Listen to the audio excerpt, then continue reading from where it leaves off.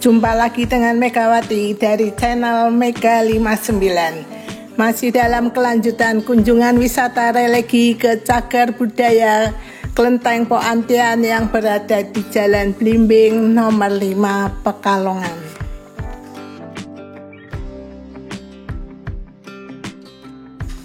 Kali ini kita menuju ke altar Buddha atau altar Jilaihucho. Di ruang Buddha ini terlihat altar yang bentuknya menjulang ke atas. Susunan yang paling atas adalah altar Jilaihut. Jilaihut disebut juga Rulaifu atau Buddha yang sudah datang.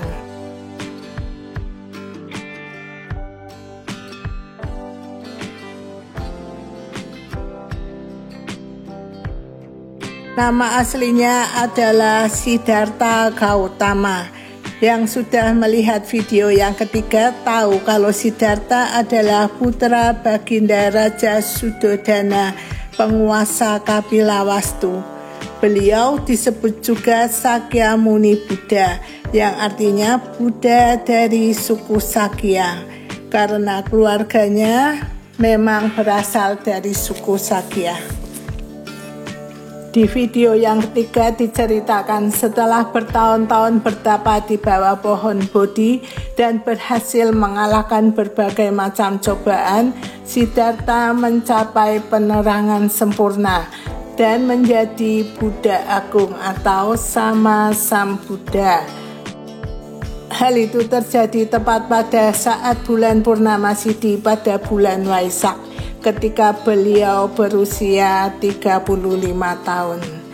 Dari tubuh Siddhartha waktu itu memancar 6 sinar Buddha atau Buddha Rasmi. Setelah mencapai penerangan sempurna, Siddhartha mulai berkhotbah. Khotbahnya yang pertama dilakukan di Taman Rusa. Beliau berkhotbah di hadapan 5 temannya, yaitu biku yang dulu menemaninya bertapa secara ekstrim sehingga tubuhnya kurus kering. Yang dikhotbahkan adalah jalan tengah atau jalan mulia berunsur 8, yaitu memiliki pandangan benar, pikiran benar, ucapan benar, perbuatan benar, mata pencaharian penghidupan benar, mempunyai usaha benar, perhatian benar, dan konsentrasi yang benar. Karena jika seseorang sudah melakukan hal-hal yang salah, dilandasi pikiran yang salah, perkataan dan perbuatan yang salah, akan menghasilkan hal-hal yang salah juga, akan membawa kepada kegelapan batin atau moha dan keserakahan atau loba, serta membawa kebencian atau dosa.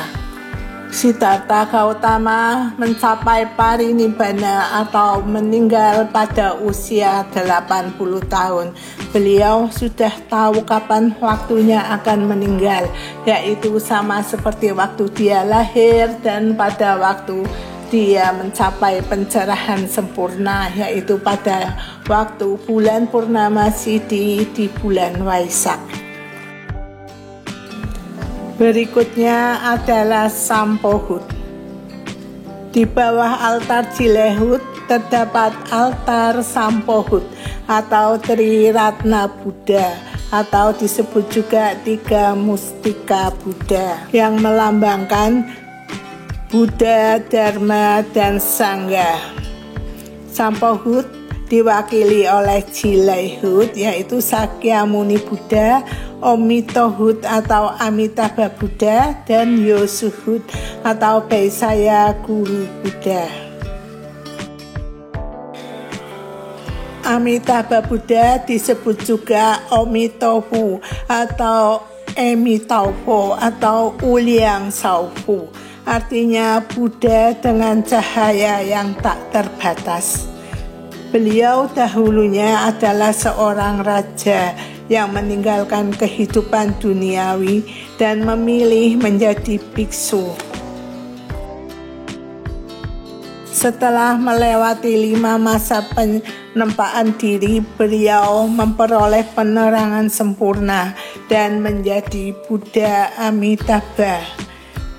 Beliau berjanji akan membawa makhluk-makhluk yang menderita ke tempat yang membahagiakan atau ke surga. Asal makhluk tersebut dengan tulus berdoa kepadanya dan meminta dengan doa Namo Amitobo atau saya berlindung pada Buddha Amitabha. Berikutnya yaitu Yosuhud atau Yausefo. Beliau dikenal sebagai ahli penyembuh penyakit. Berbagai macam penyakit dapat beliau sembuhkan. Bahkan penyakit kebatinan atau kejiwaan juga dapat diatasi, sehingga beliau mendapat gelar tabib kejiwaan. Beliau juga dipercaya dapat menghindarkan makhluk dari malapetaka dan memberi kemakmuran, memberi berkah panjang umur, serta yang paling utama yaitu menghantar arwah-arwah menuju ke nirwana. Biasanya digambarkan sedang duduk bersila sambil memegang pagoda atau juga memegang mangkok obat. Altar di bawah altar Sampohut adalah altar Kuan Im Posat atau Dewi Kuan Im. Alkisah ada seorang kaisar dari negeri Singlin yang bernama Miao Chuang dan istrinya Biao Te. Mereka dikaruniai 3 putri. Sang raja galau karena tidak punya putra untuk meneruskan tahta kerajaannya. Harapannya adalah nanti dapat menantu yang bijaksana yang dapat menggantikannya menjadi raja. Tetapi menantu yang pertama dan menantu dari putrinya yang kedua ternyata mengecewakan Baginda karena mempunyai sifat yang kurang terpuji. Setelah menjadi menantu raja, mereka yang dulunya dikira orang baik ternyata pemalas dan senang pesta pora. Maka harapannya adalah tinggal ke putri yang bungsu yang bernama Miosan agar dapat menantu yang baik. Tapi ternyata Miosan tidak mau menikah. Putrinya lebih memilih menjadi seorang bikuni di kelenteng Taeyangsan. Baginda berulang kali membujuk putrinya ini agar mau menikah. Tapi Miosan tetap pada pendiriannya. Ia ingin menjadi pertapa suci dan menjadi dewi agar dapat menolong orang banyak. Hal ini membuat Raja gusar dan kalap. Beliau akhirnya menyuruh prajuritnya untuk menjemput Miosan di kelenteng untuk dipenggal kepalanya sebagai hukuman karena berulang kali membangkang perintah raja. Miosan diarak ke alun-alun untuk menjalani hukum penggal kepala. Waktu mau dipenggal kepalanya, senjata Al-Gojo itu patah. Akhirnya Miosan dijerat dengan benang sutera dan meninggal. Karena meninggalnya tidak wajar, ia masuk ke dalam neraka.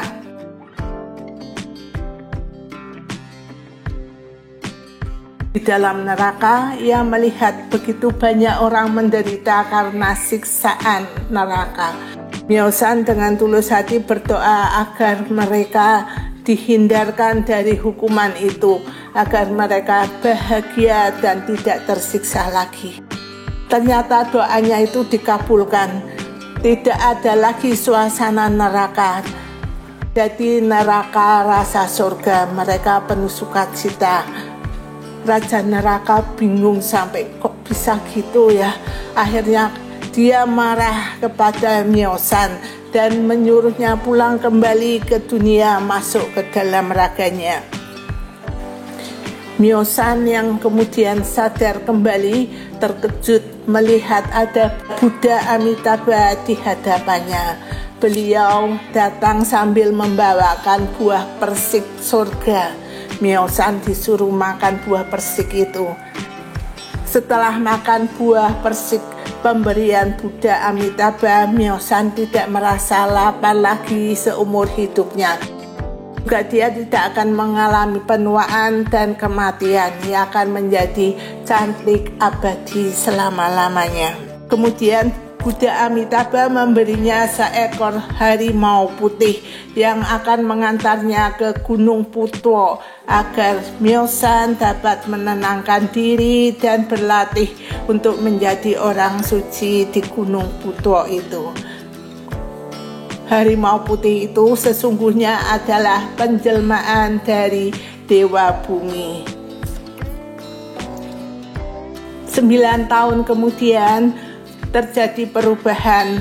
Raja Myeochuang jatuh sakit. Sakitnya itu aneh sekali. Seluruh badannya gatal dan berbau busuk serta bernanah. Berbagai macam tabib sudah berusaha mengobatinya, tetapi tidak berhasil, bahkan semakin parah. Ada seorang dewa yang kasihan melihat penderitaan Myeochuang ini. Lalu beliau menjelma menjadi seorang tabib dan mengatakan bahwa obatnya itu sesungguhnya ada, cuma harus dengan pengorbanan yang sangat besar, yaitu ada orang yang mau memberikan 2 biji matanya dan 2 telapak tangannya untuk diolah menjadi obat. Seluruh isi kerajaan tidak ada yang mau menyumbangkan 2 biji matanya dan 2 telapak tangannya. Juga 2 orang putrinya tidak ada yang mau memberikan matanya. Lalu tabib itu mengatakan mungkin masih ada orang yang mau mengorbankan mata dan telapak tangannya. Cobalah datang ke Gunung Putwo. Di situ ada seorang pertapa yang baik hati. Maka raja mengutus menterinya pergi ke Gunung Putwo untuk menemui sang pertapa. Ternyata pertapa itu betul-betul berhati mulia. Ia merelakan mencungkil 2 bola matanya dan memotong 2 telapak tangannya untuk diberikan sebagai obat baginda raja. Setelah meminum ramuan ajaib itu, baginda raja menjadi sembuh kembali. Tubuhnya menjadi bersih dan harum. Karena itu baginda mengajak istri dan anak-anaknya ke Gunung Putwo untuk mengucapkan terima kasih kepada Dewi penolongnya. Berangkatlah sang raja dan keluarganya disertai menterinya untuk pergi ke Gunung Putwo. Di tengah jalan mereka dihadang oleh siluman gajah putih dan harimau hijau. Raja dapat diculik oleh mereka. Myosan yang sudah mencapai penerangan sempurna dari jauh dapat melihat kalau kondisi orang tuanya dalam bahaya. Maka dia menyuruh Nacha untuk menyelamatkan orang tuanya dan mengalahkan harimau dan gajah putih itu. Nacha berhasil mengalahkan kedua siluman itu. Mereka dibawa ke Gunung Putwo bersama orang tua Nacha dan keluarganya. Sesampai di Gunung Putwo, orang tua Nacha begitu terkejut dan seluruh orang yang ikut juga terkejut karena ternyata orang yang mengorbankan mata dan tangannya itu adalah Myosan, putrinya yang dulu sudah dibunuhnya. Raja begitu bingung bagaimana ini orang kok bisa hidup lagi. Putri Myosan lalu menceritakan kejadiannya. Mereka lalu saling bertangis-tangisan dan saling berpelukan. Raja merasa bersyukur ternyata putrinya hidup lagi dan dapat berbakti dan menolongnya. Pada waktu itu, Myosan mengalami suatu keajaiban. Mata dan tangannya pulih kembali. Jilehut yang datang ke tempat itu memberi gelar Kwan Im Posat kepada Myosan, yang artinya yaitu Dewi Welas Asih. Hal ini begitu menggetarkan semua yang hadir di situ. Orang tua Myosan yaitu Baginda Raja dan Sri Ratu, juga kedua kakaknya merasa kecil dan kotor karena tidak mempunyai cinta kasih dalam kehidupannya. Bahkan karena gengsinya mereka mau membunuh putrinya sendiri. Baginda Raja, Sri Ratu, dan kakak Myosan yaitu Myosu atau Myojing dan Myoyin menuruti jejak Myosan menjadi pertapa suci di Gunung Putwo. Baginda Raja dengan ikhlas menyerahkan kerajaannya kepada menteri yang sangat dipercayanya. Di kemudian hari, kakak Myosan yang bernama Myojing atau Myosu menjadi posat yang bergelar Buncu Posat. Digambarkan beliau dengan kendaraannya yaitu harimau hijau, siluman yang telah dikalahkan naga. Begitu juga Myoyin menjadi Pohyan Posat dengan kendaraannya yaitu gajah putih. Raja dan permaisuri juga akhirnya menjadi posat. Dewi Kwan Im mempunyai 84 perubahan wujud atau penjelmaan sesuai dengan karya penolongannya. Tetapi di akhir ceritanya beliau selalu menampakkan dirinya yang asli sebagai putri cantik yang berpakaian putih dan membawa botol amerta yang berisi embun welas asih. Beliau juga selalu membawa tangkai pohon yang liu. Itulah Dewi Kwan Im, Dewi Welas Asih, yang juga sering digambarkan mempunyai 1000 tangan dan 1000 mata, yang mempunyai arti matanya itu tidak akan pernah lepas memperhatikan orang-orang yang butuh pertolongan. Juga dia tidak akan kekurangan tangan untuk menolong orang-orang yang memohon pertolongan kepadanya. Berikutnya adalah altar di bawah altar Kwan Im Posat, yaitu altar Milek Posat atau disebut juga Bilekhut, yang artinya Buddha yang memiliki cinta kasih luhur. Beliau disebut juga Buddha Maitreya atau Buddha yang akan datang. Milekhut atau Bilekhut ini digambarkan sebagai biksu putai, biksu yang berperawakan gendut, senang tertawa, dan kemana-mana membawa kantong kain yang besar. Ini kantong ajaib yang isinya segala permintaan orang yang meminta padanya bisa dikabulkan. Beliau juga sahabat anak-anak. Buddha Maitreya saat ini bertempat tinggal di surga Tusita. Milek Posat atau Bilekhut ini adalah penerus dari Jilehut atau Buddha Gautama. Buddha tertawa ini juga dipuja sebagai Jason atau Dewa Rezeki.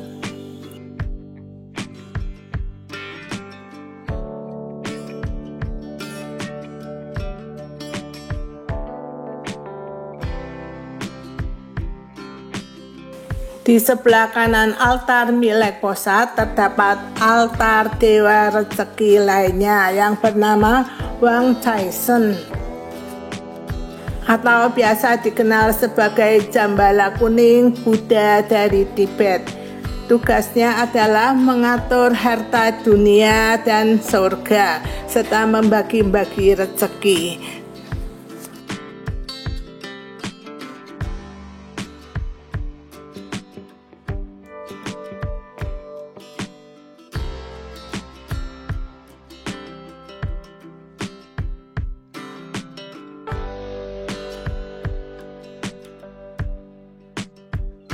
Berikutnya adalah altar di bawah altar milik posat, yaitu altar Tecucaisin atau biasa disebut dayang penunggu pondasi rumah atau datuk penunggu rumah. Letak altarnya yaitu di bawah meja sembahyang. Biasanya tidak ada arcanya, hanya berupa tulisan. Tecucaisin tugasnya adalah melindungi seisi rumah. Di sebelah kanan altar milik posat terdapat altar Tecong-ong Posat. Tecong-ong Posat ini adalah dewa pelindung bagi arwah-arwah yang mengalami siksaan di neraka. Jadi agar mereka dapat cepat terbebas dan terlahir kembali, Tecong-ong Posat ini mengajari atau memberikan pencerahan kepada orang-orang yang ada di neraka agar tidak melakukan hal-hal yang jahat lagi, agar mereka dapat cepat terbebas dan terlahir kembali.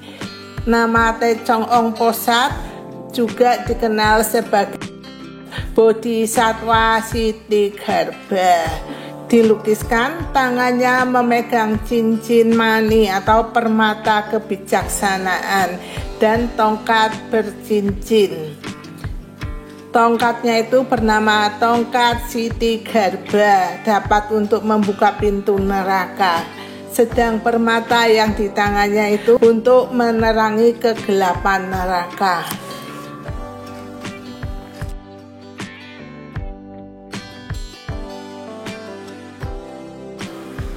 Ini adalah altar yang terakhir, yaitu altar di sebelah kiri bilik posat, yaitu altar Capwe Lohan atau Sepak Lohan atau 18 arahat. 18 arahat ini adalah pengikut asli Buddha yang telah menjalankan jalan utama berunsur 8 dan mencapai 4 tingkat pencerahan. Mereka telah terbebas dari nafsu duniawi. Tugas mereka adalah untuk melindungi Buddhisme dan tetap berada di bumi untuk menunggu datangnya Buddha Maitreya, yaitu sosok Buddha yang akan datang atau Buddha masa mendatang, yang diramalkan mencapai pencerahan beberapa ribu tahun setelah Buddha Gautama parinibbana. Capwe Lohan ini asalnya cuma 16 lohan yang betul-betul asli murid Buddha. Kemudian ditambah lagi 1 lohan lagi, yaitu Tatmo Chausu, yaitu penemu ilmu bela diri Shaolin. Tambah lagi Cikung Kuncia, yaitu seorang raja murid Tatmo Chausu. Jadi sekarang jumlahnya 18 arahat. Rupang atau patung-patung 18 arahat atau Capwe Lohan ini berasal dari Singapura dan tahun 1995 telah diberkati oleh Biksu Utama dari Blitar. Demikian teman-teman, akhir dari video keempat tentang Dewa-Dewi Altar Buddha.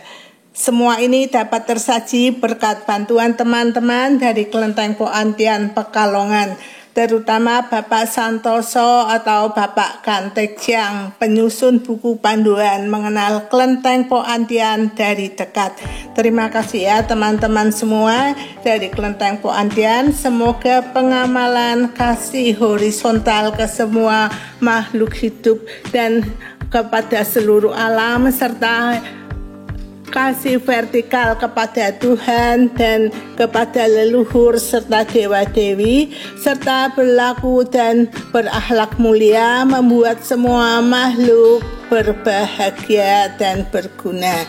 Terima kasih kepada teman-teman yang lukisannya ataupun karyanya menghiasi dan menjadi ilustrasi di video-video Kelenteng Po Antian ini.